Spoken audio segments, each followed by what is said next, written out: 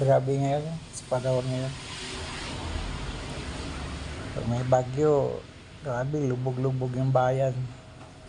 Ngayon, sa Bicol, lubog. Buti dito sa Manila, medyo mahina lang ulan. Yan, pinagtataka nila, no? Bakit tapos sabihin climate change? Hindi climate change yun. Kasi lahat ng mga bansa nakarinig ba kayo na may project ng ilog? Wala, di ba?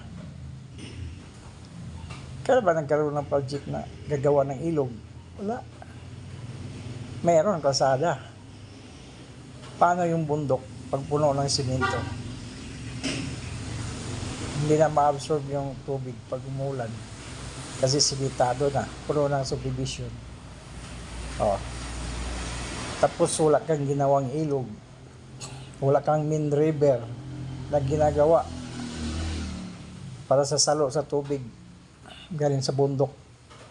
Dadalhin mo papunta sa dagat. Di ba walang gumawa nun?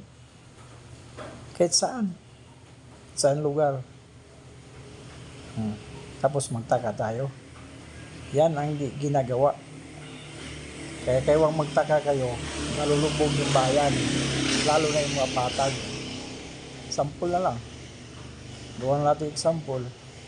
Dito sa amin, Antipolo, nasa taas kami, halos puno na ng subdivision. Lahat ng kanal ng subdivision, walang patutunguhan na malaking ilog.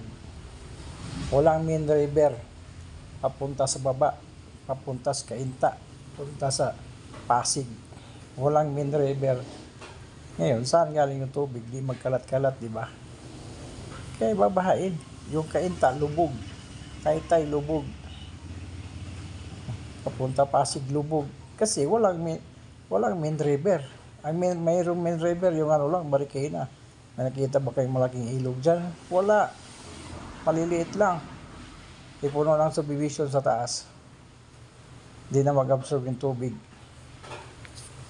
Kasi simentado na May project ba sa ilog? May project ba ng river? Wala. Kaya huwag kayong magtaka na bahain. Yan ang problema sa bayan. Kasi hindi naggagawa ng project pati sa ilog. Igagawa ka ng kalsada Hindi nga isasabay yung drainage